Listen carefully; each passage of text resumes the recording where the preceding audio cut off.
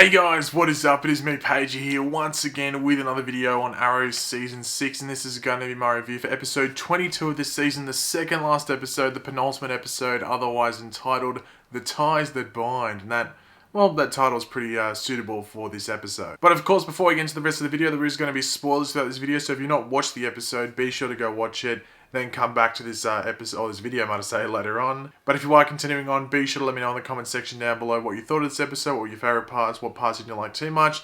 Just let me know all of them in the comment section down below. And of course, if you're going to enjoy the video, it would be awesome if you could drop a like on the video to show support, especially seeing that this is the second last episode of Arrow. Just show your support for Arrow, especially if you've enjoyed the past couple of episodes leading into the finale. And of course, if you're new to the channel, make sure to subscribe. So last episode was essentially the big court case where Oliver was being tried as Green Arrow. There was all this evidence going against him. Diaz had paid off everyone because Diaz has control of the city.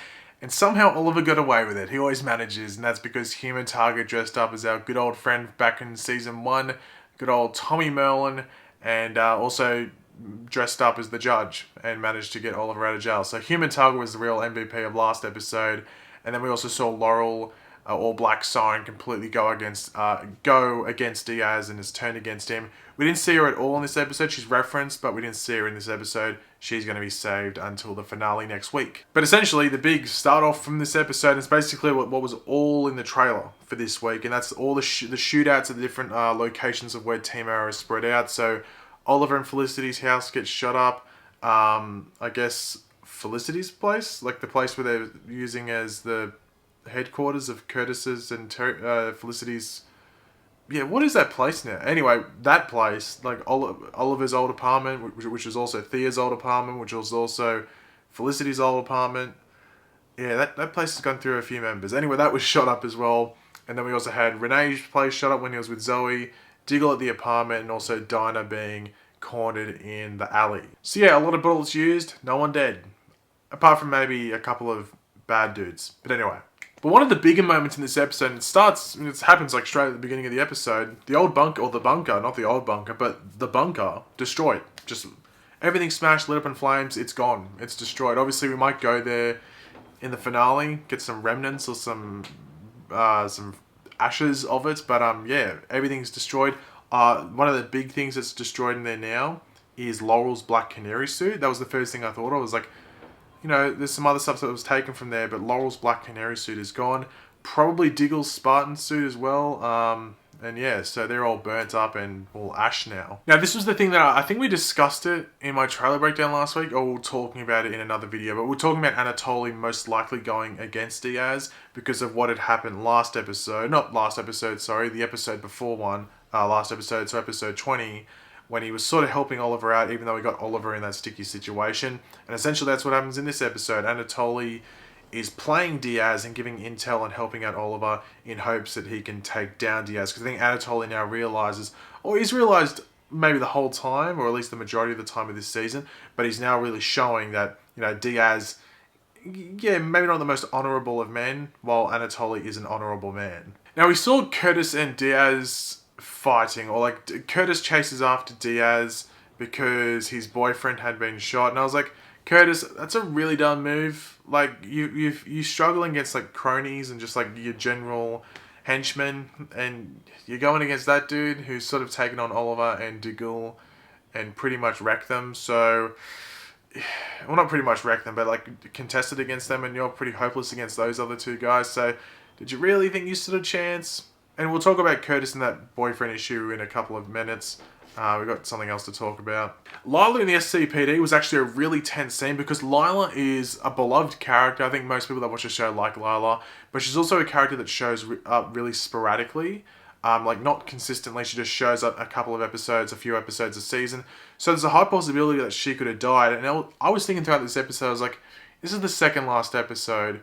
Lila could die here. There's a possibility that Lila could die, especially if maybe they don't want to do too much Argus stuff going ahead in the show. If they kill off Lila, there really is like a tear or is it tearing the connection between Argus and Team Arrow and Oliver and stuff.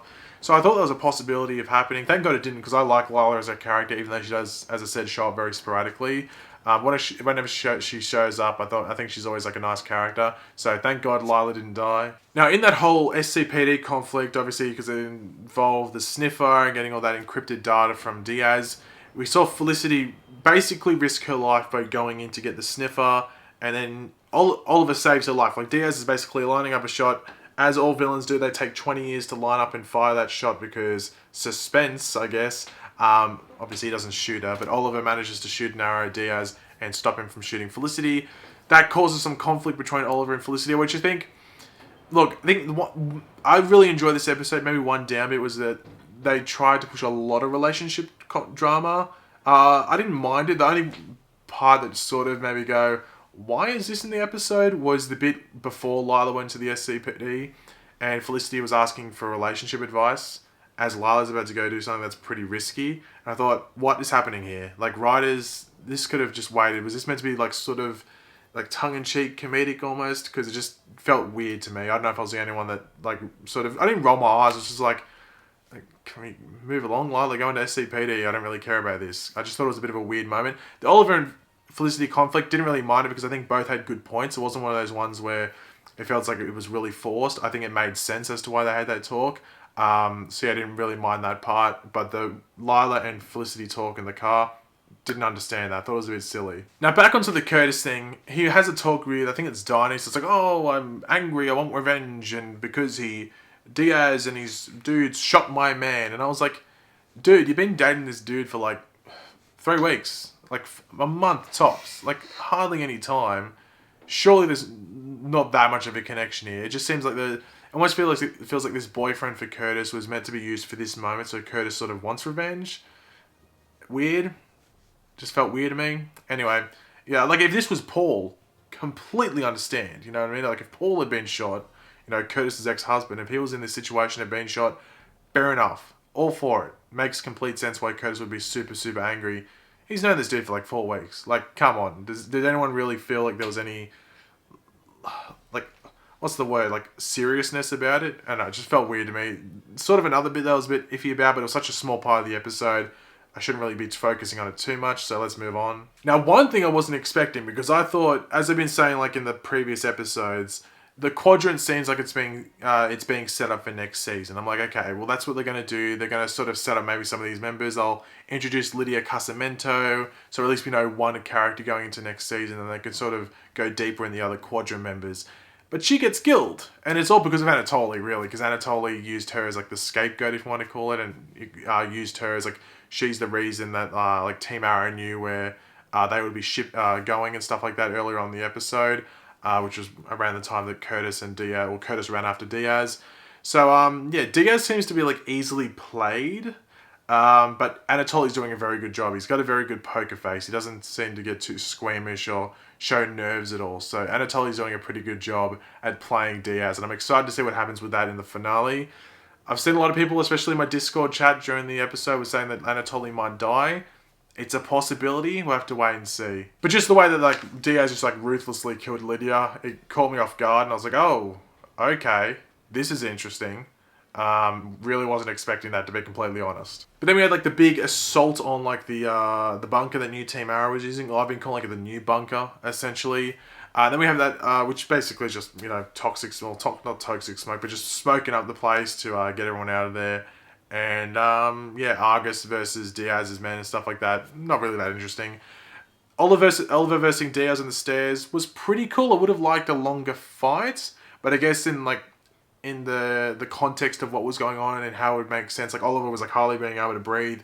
If that fight went on any longer, it wouldn't have made sense too much. Because Oliver and Felicity, as I said, were already struggling to breathe where they were at that moment. So if that fight went on for, like, 2 or 3 minutes, wouldn't have made sense how Oliver would have been able to breathe for that long, and also leaving Felicity there on the ground, breathing it all in as well, so I guess it had to be rushed.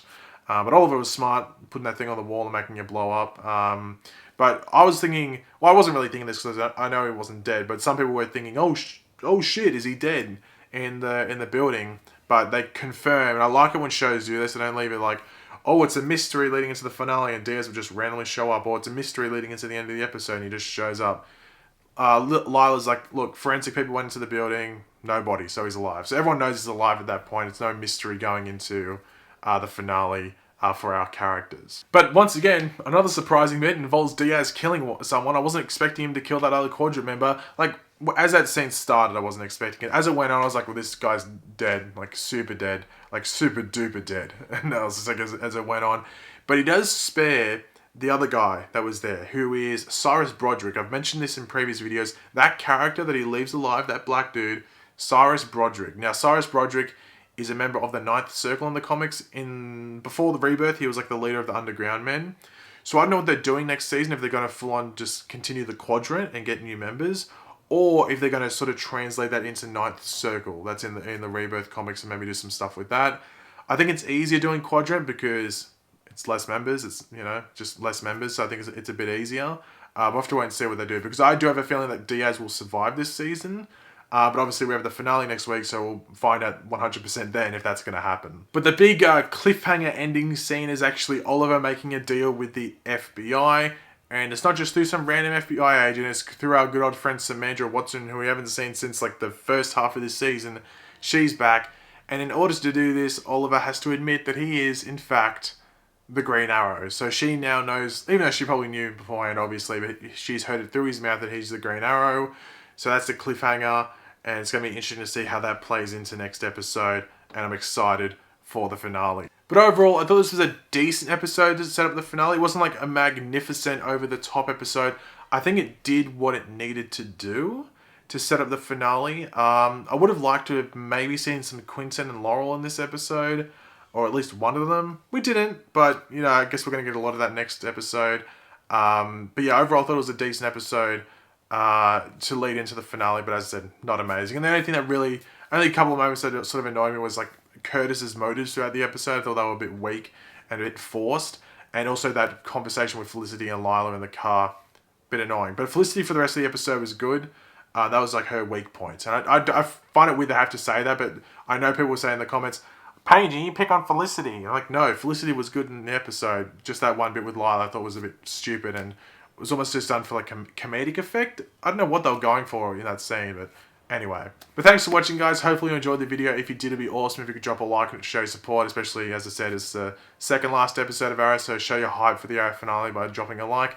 And yeah, leave all your opinions in the comment section down below. What was your favourite part of the episode? What didn't you like too much? Leave all that downstairs in the comments. And of course, if you are new to the channel, make sure to subscribe. I'll catch you later, guys. Goodbye.